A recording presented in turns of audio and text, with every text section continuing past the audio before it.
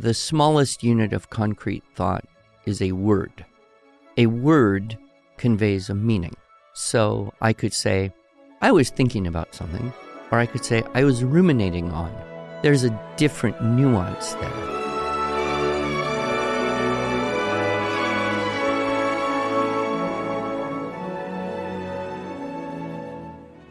Hello, and welcome to the Arts of Language podcast with Andrew Pudewa, founder of the Institute for Excellence in Writing, or as many like to say, IEW. My name is Julie Walker, and I'm honored to serve Andrew and IEW as the Chief Marketing Officer. Our goal is to equip teachers and teaching parents with methods and materials which will aid them in training their students to become confident and competent communicators and thinkers.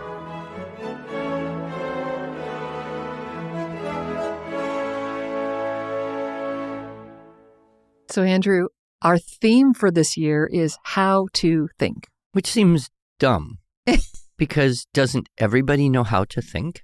Oh, apparently. Can you not think? Is there anybody who can not think at all? I think we're always thinking.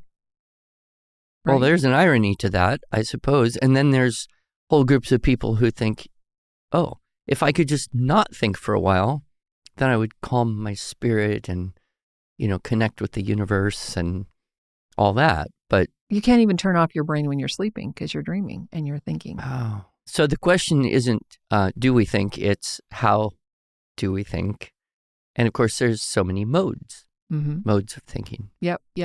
And so since this is our theme for the whole year, I thought it would be good for us to be a little bit more focused on perhaps defining what we mean here at IEW, think. So you want us to be thinking about thinking? Oh my goodness, there's so many. This could be a really painful podcast. Oh, it will be. I have no doubt about that. But we can narrow it down a little bit, because we don't want to nullify or invalidate all of the non-verbal thinking that does happen. And many people who are of an artistic bent do think in images and impressions, sensory impressions, and all of that. Mm-hmm. And so that's all, very important. Mm-hmm. But then there's the whole world, I guess you would call of formal language-based thinking. And that's where we see artificial intelligence is coming in, which is the large language models that are able to absorb huge quantities of language and kind of predict what words should be used to express a certain idea in relation to a certain question or other idea. And there's the big fear somehow that we are going to abdicate our formal thinking to a better, more articulate machine model intelligence, and we reach, general AI, and then we reach superhuman AI, and then we don't even have to do anything anymore except keep the sewers running. So there's that line of reasoning. But we, of course, work with children, and children often learn what they are thinking by talking. Yes. And you have grandchildren. Yes, I do. I have grandchildren. Between us, we have many children. Yes. So we have a lot of experience. And what's the one thing children, most of them, not 100%, but a high percentage of them, love to do whenever they get you alone or get you under their control? Show you what fun thing they can do, what they can learn, what they've learned. Talk. Yeah, they want to talk. They want to talk to you. They want to You're talk. right. In fact, I was riding with children, and I said, do you want to listen to music? Do you want to listen to an audiobook? Or do you just want to talk? What do you want to do? And it was a long drive. And they all agreed. Let's talk. Okay. So there is that thing that happens when we speak that allows us, in a way, to know what we're thinking. And I, in my talk, Cultivating Language Arts Preschool through High School, I point out the huge importance of creating an environment for young children where it is easy, convenient, facilitated for them to talk a lot so they can hear what they're thinking. Then when we get a little bit older, we start talking all the time, sometimes just to ourselves. Sure. Yes, absolutely. So that we can hear what we're thinking, because you have this mishmash of stuff going in your brain all the time. Feelings, physical sensations, recent memories from a minute or a day or a week or a year or a decade ago, and it's all just constantly floating around. And it's that process of articulating in language an idea. Yes. That we value so greatly. I love that talk, and I actually took some of those same ideas of that talk in the later years and months with my dad, who was suffering quite a bit of dementia, and just to get him to talk out loud. And he told the same stories over and over and over again. But I believe, and I've got no scientific evidence to demonstrate this, but I believe it helped him stay cognitive a little bit longer because I was there to talk to him or listen to him mostly. Sure. No, I think there is plenty of empirical support for the idea that articulating ideas helps your mind stay active. In fact, many, many years ago, I read a fascinating book. I believe it was called Aging with Grace, and it was a study of Alzheimer's in nuns. Oh, interesting. And this researcher had developed a relationship with a convent full of nuns over a long period of time, a couple decades, I believe, and gained their trust, gained their respect, I guess, and ended up getting permission to do biopsies of brain tissue on nuns that had died. Oh, okay. And some nuns developed Alzheimer's. Other nuns did not. Now, of course, there's a genetic component. Absolutely. But when you look at the brain tissue, you can see those, brain tissue differences. Mm-hmm. And then he corresponded the symptoms of Alzheimer's with the brain, the physical brain, with what they had done all their life. Okay. And he found a few very interesting correlations. One is there was a direct connection between the writing level of the nuns when they entered the convent, right? So we're talking Decades very young earlier. adulthood, Yeah. right? Yeah. 19, 22, 25. And they had to write a letter of their personal reasons for wanting to join a convent or whatever. And those were on file. So he had access to those letters, and he corresponded very clearly the sophistication of writing with which they were capable of at that time and Alzheimer's symptoms at the end of life. Okay. And the more sophisticated the writing, the lower was the showing of Alzheimer's symptoms or dementia tendencies. Interesting. And in those sisters who even had the physiological, what do they call them, pits, and I can't remember. There's a term for what happens in the brain cells that is representative of Alzheimer's symptoms. They might have had the physical symptoms, but not the behavioral symptoms. Oh, interesting. The other high correspondence was the sisters who had jobs that required them to use language in their continuous daily life. So those who were, working in terms of, say, outreach or management or teaching or organizing, librarian, etc., had much lower incidence of the nuns who had the more menial service-oriented jobs, which are, of course, important, but cooking, cleaning, things that didn't require that intensive level of daily language use over time. So anyway, this, I think, was a very interesting study he did, and I believe the book is still available. I don't remember the author. We can look it up.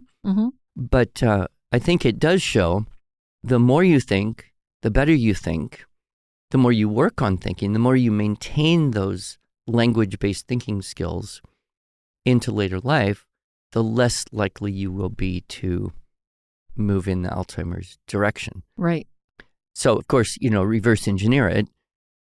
If you teach writing and people are better writers in their young adulthood, does that have a protective mechanism against dementia in later life? That's kind of the thought that I took away from that book. Yeah. So the importance of, wow, that just kind of makes me want to go out and be sure my writing is polished. But I do, of course, a lot of writing in my position. So maybe I'm good with that. When I think about we can't even have a conversation without saying I think. It's so interesting. It is. And Andrew, you've done so many talks on the importance of writing, but I would like to hear how you define thinking, and to have you explain why so many schools find this critical thinking to be something really important, but they don't really know what it is. Well, I'm not sure that we can jump to the idea of critical thinking without looking at the idea of how language works first. So probably the smallest unit of concrete thought is a word, right? A word conveys a meaning. So I could say, I was thinking about something, or I could say, I was ruminating on. I mean, it's kind of odd because ruminant is an animal that chews its cud. So when we say I'm ruminating, it gives this impression of chewing on something, on letting it sit for a while. There's a different nuance there. You could also say, the most important thing about something, or you could say the salient points here. Salient is derived from salt.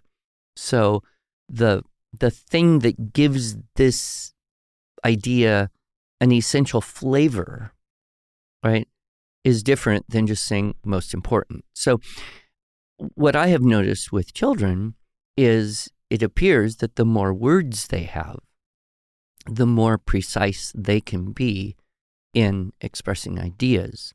So that smallest unit of thought is the word. And speakers of English are blessed with a huge mishmash of words from many different cultures and traditions and civilizations. We have Greek, we have Latin, we have German. The word think, I believe, comes from some variant of German, which itself had many divisions. Anglo-Saxon, Hindi, who knows what else. And so we have this richness in English, which can also be frustrating because it makes spelling really a bear. But that's the first unit of thought. So this is why we believe that vocabulary is such an important part of a child's development. Yes. And how do children acquire vocabulary? Well, not through,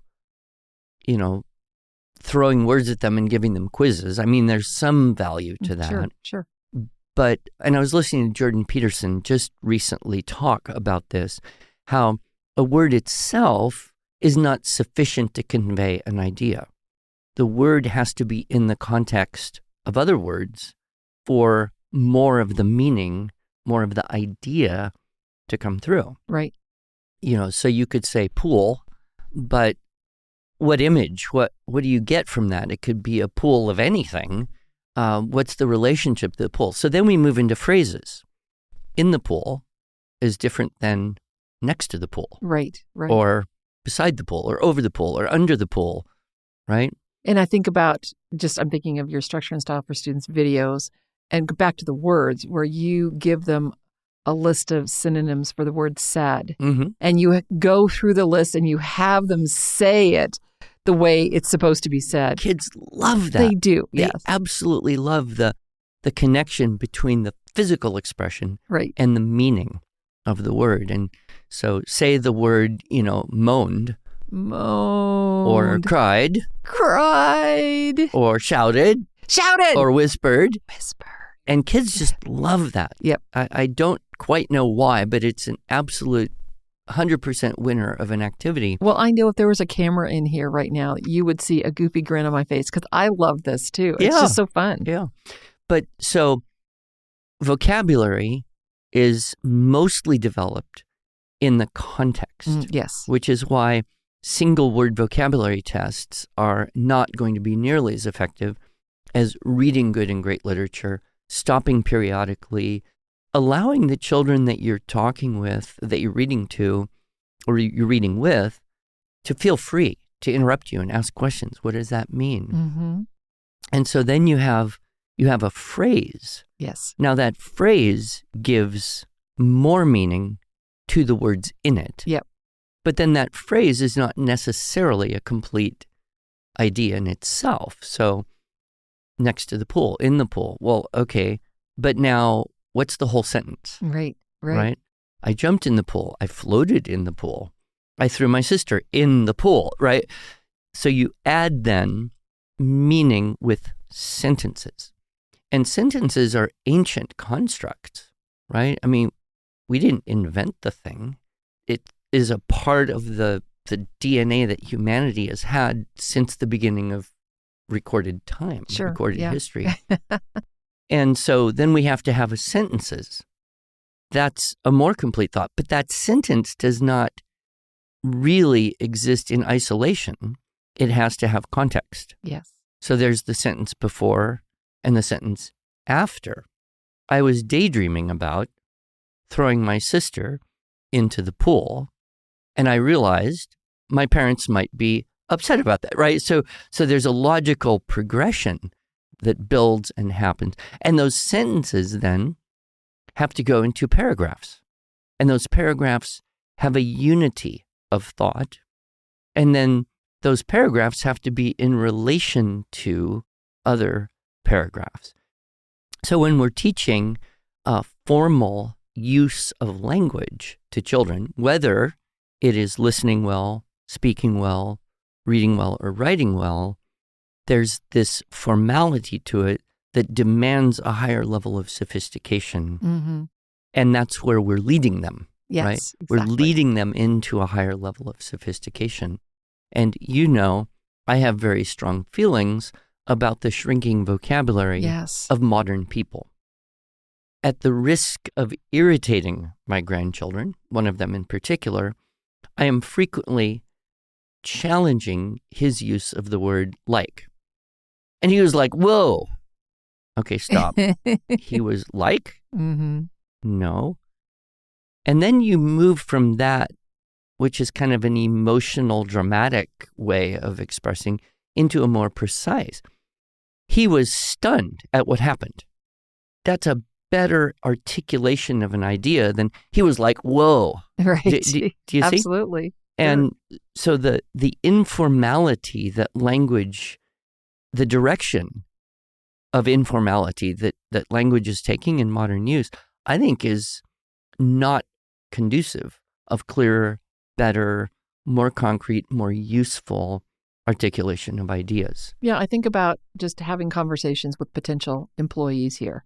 If someone were to come into an interview and explain what was the most exciting thing that happened to them at their previous job, and they started with, well, it was like, whoa, we'd probably think, hopefully they have some better answers to other questions, or they need to. And part of it's habit, sure, too. Absolutely. I think all of us would do well individually as parents and teachers to be more careful the way we speak.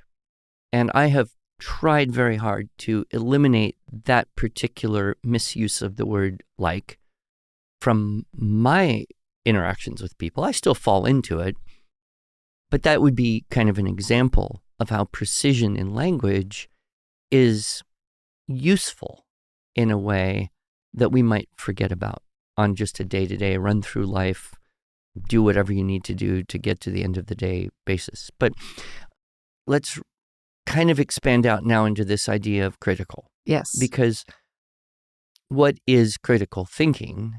Well, criticism is a form of comparison.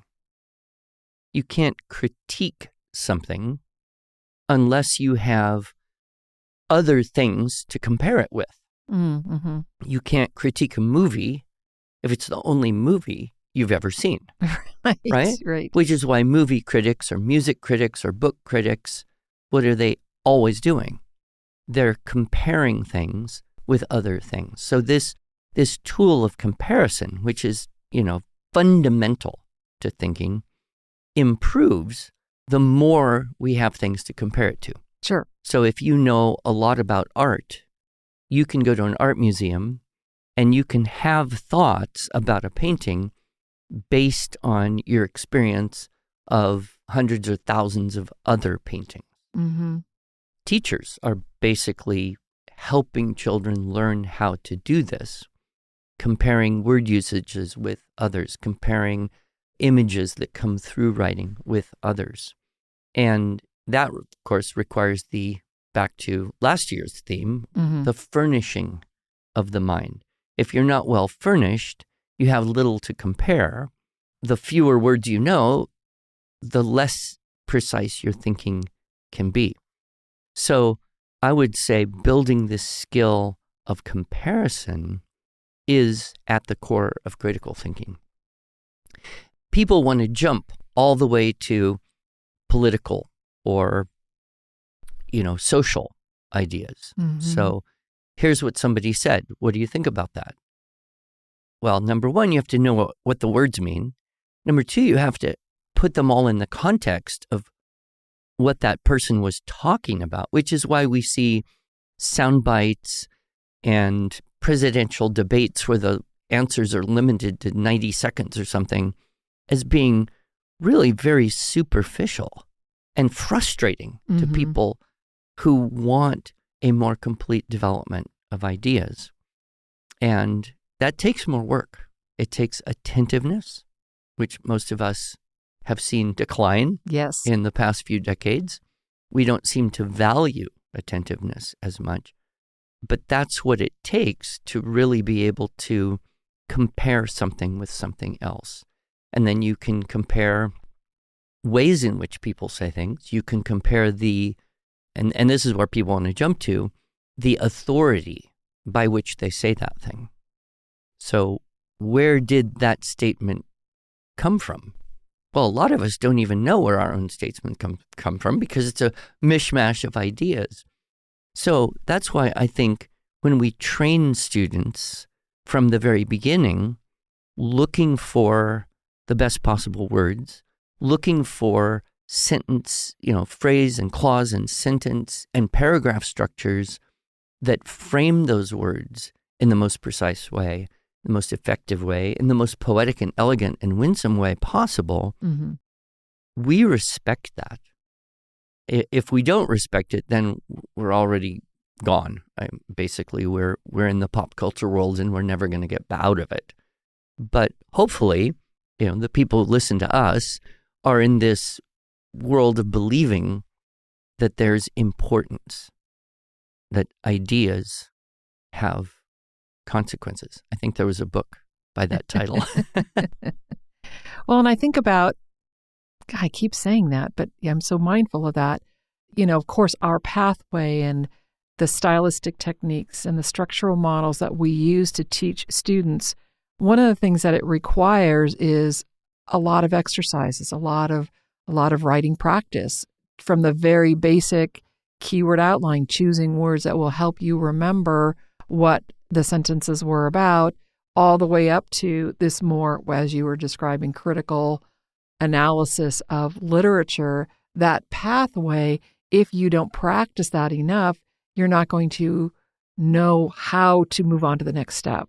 Right. And it parallels any skill that you want to have, whether it's in the world of physical activity like gymnastics or dancing or music or art or cooking. I mean, anything we do well is based on having all sorts of little pieces in the right order, in the right arrangement, which is the term for structure in the 5 canons of rhetoric, right? Arrangement.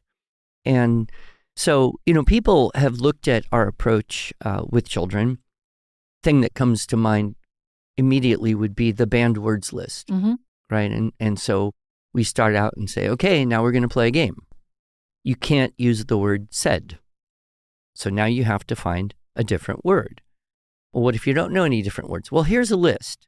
Let's try to define them. Let's use them in context. Let's act them out. Let's vocalize. Let's build in this larger set of options. and force the kids to try and access those things. And some people will say, but the good authors, they use the word set. Yeah, of course they do. Mm-hmm. Mm-hmm. But they're beyond it, you see. Whereas with kids, what we're trying to do with the banned words is sensitize them. Number one, there are options. You don't have to use the only word that comes to mind first. And I know that I've gone through and looked at a word and thought, are there better options for this word? And then maybe I find one. Maybe I don't. And I leave the word good or said. Mm-hmm. Well, but at least I went through the process of saying, is that the best one in this situation? Exactly. Yep. And so that's why, always reminding people that with the way we do things, it's process. We are trying to help them expand the process of accessing words, forming ideas, making them concrete, and recording them in this very formal, semi-permanent, permanent way. Sure. And I love this quote. I have a whole talk on it now called Full, Ready, and Exact. Mm-hmm. And that's from the Francis Bacon quote, reading makes a full man, speaking makes a ready man, but writing makes an exact man. Yes, and you wrote an article for our 2025 Magalog, Writing Maketh an Exact Man, that we'll link in the show notes. It's so good. A lot of our, staff members it's now posted on our website, so that everybody's having access to it, and they're all commenting on how much they appreciate it. One of the things that you reference in that article that I was kind of alluding to, this idea of practicing, if we become lazy and if we allow AI to do our writing for us, we're ultimately not developing the skills to think.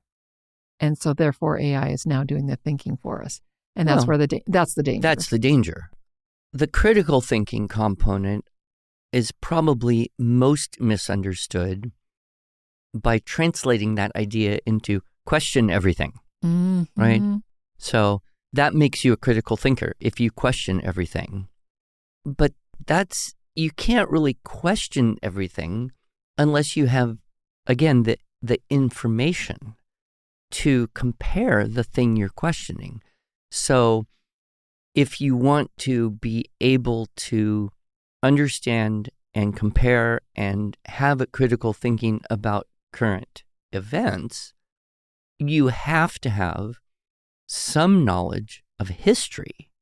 Otherwise, your criticism is just foolish, whining, emotionally based, rather than being able to say, well, this happened then, and this happened then, and this happened then, and here were the circumstances that were similar or different. How does that relate to right now? And so I think that's why we tend to respect people who carry with them the tradition of knowing history or knowing philosophy or knowing science or knowing literature, because that knowledge base is what enables them to articulate more useful thoughts than someone without the knowledge base. Mm-hmm. And I believe this is another danger of kind of the high-tech approach to, I don't have to really know stuff because I can just go find it. I can just ask my phone, ChatGPT, and it will give me everything. But then you've got the danger of discerning whether what it's giving you has a good foundation or not.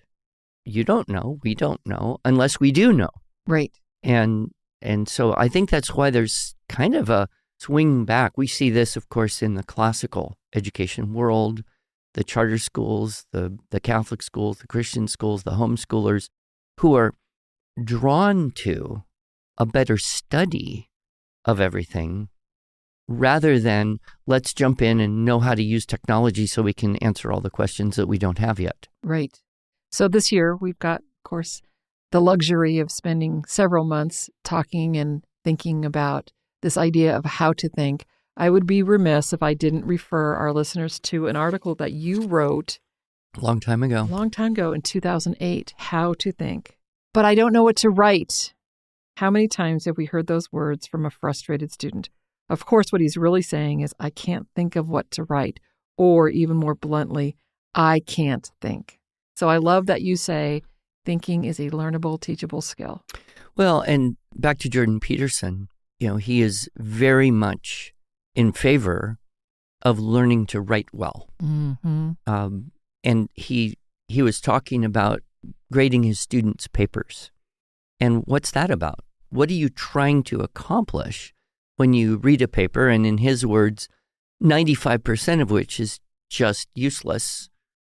But when you see that one clearly articulated thought, you want to honor that. You want to praise that. And he follows that thing I've said many times on a podcast, quoting Plato, that which is honored is cultivated.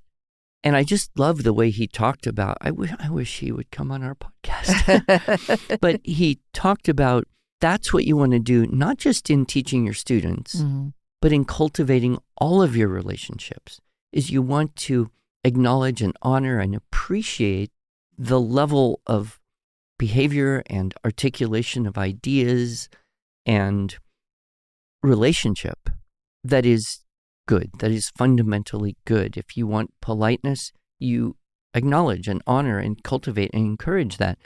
And if you just keep, criticizing things without being able to compare something that is good with something else that is good, and how do you know if it's good?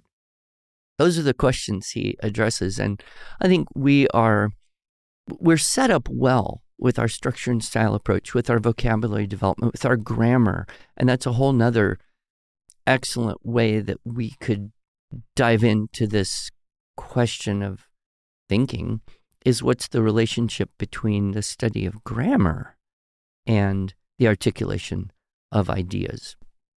Because if grammar falls apart, then the consistency of articulating and understanding falls apart, and then we don't understand each other, and then what happens? Right. Chaos ensues. And on that happy note. Well, this is just part one of many parts, I'm sure. But I would commend to people to really spend some time contemplating, another synonym for think, right? Mm-hmm. The importance of the words and the way that we use words when interacting with our children, our students, our colleagues, everyone, because it will lift us up if we are intentional in this way. And I don't think there's much advantage at all, other than maybe in a superficial economy of time or energy, in being careless in the way we speak. Thank you, Andrew. Thank you.